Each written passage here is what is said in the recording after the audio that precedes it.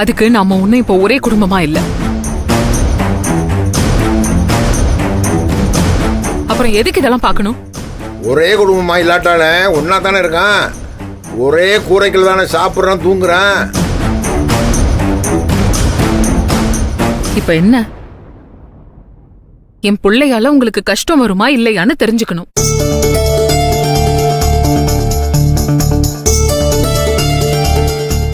இல்ல இந்த பிள்ளையால உங்களுக்கு லாபம் வந்துச்சுன்னா மட்டும் என்ன ஒத்துக்குவா போறீங்க? எங்களுக்கு லாபம் எல்லாம் ஒண்ணு வேணாமா. எங்க சூழ்நிலைக்கு நாங்க பார்க்கணும், அவ்வளவுதான். கொடுக்கறதுனா கொடு, இல்லைன்னா ஜோசியரா நீங்க அந்த சோழி உருட்டி போட்டு பாருங்க. போங்க பாருங்க. நீங்க எப்படி பார்க்கணுமோ பாத்துக்கோங்க. ஆனா எங்களை இதுக்குள்ள போட்டு இழுக்காதீங்க. என்னால ஒன்னத்தையும் கொடுக்க முடியாது.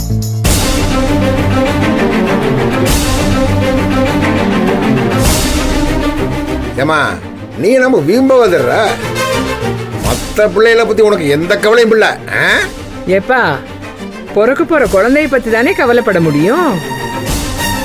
மற்ற குழந்தைகளுக்கெல்லாம் இந்த வீட்டுல என்ன கஷ்டம் வந்துருச்சு? சார், எதுக்கு இதுக்காக ஒரு பஞ்சாயத்து? விழுங்க சார், எனக்கு ஜாதகமே வேண்டாம். பிரசங்கத்தை பார்த்தே போயிடலாம்.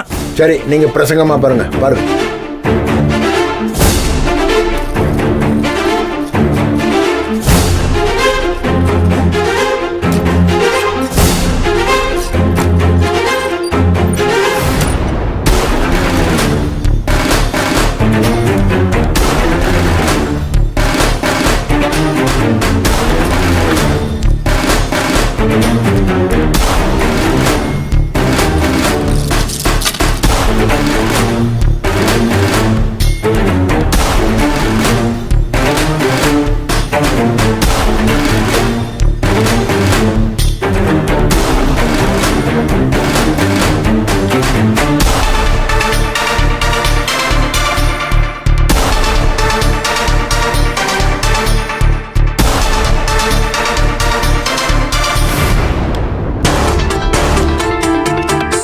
என்ன இதெல்லாம் வேணாம். ஏய் என்னப்பா நீ அவங்களோட சேர்ந்துட்டு பேசுற?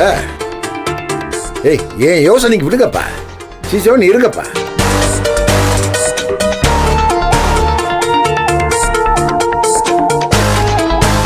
மாமா, நல்லதே நடக்கும்.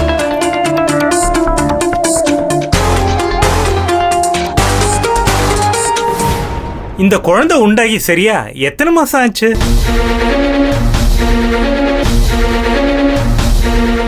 மூணு மாசம் ஆயிருக்கு.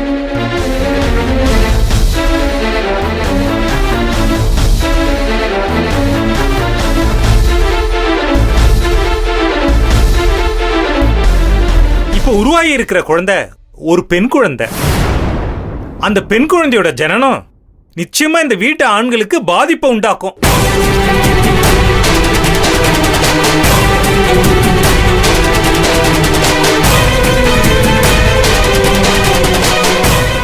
நான் எதையும் இவங்க கேட்கறதுக்காக சொல்லல, எனக்கு வந்த கணக்கு அப்படியே சொல்றேன். இந்த குழந்தை உருவான அமைப்பை வச்சு பார்த்தா இந்த குழந்தையோட பிறப்பு வீட்டுக்கு மூத்தவங்களையும் பாதிக்கும்.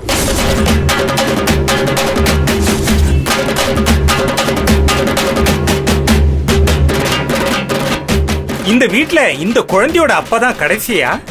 ஆமா, ஆம்பளையால எல்லாத்துக்கும் அவன் தான் கடைசி. அப்போ இவருக்கு பிறக்கிற குழந்தை மூத்தவங்க எல்லாரையும் பாதிக்கும்.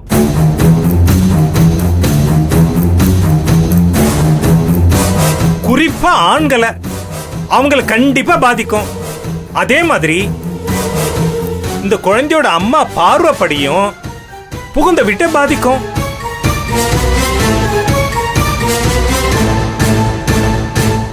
அதனால இது ஒரு கடுமையான காலமா உங்களுக்கு இருக்கும். ஏற்கனவே என்னென்ன சிக்கல்களை இந்த குடும்பம் சந்திச்சிட்டு இருக்கோ, ஏற்கனவே இந்த குடும்பத்தில் இருக்கிற பிரச்சனைகள் என்னென்னவோ அது அதிகரிச்சு ஒரு முடிவுக்கு போய் யார் இந்த பிரச்சனையில ரொம்ப சம்பந்தப்பட்டிருக்காங்களோ அவங்க சிறை செல்றதுக்கு வாய்ப்பு இருக்கு. உயிர்வதியாகவும் வாய்ப்பு இருக்கு.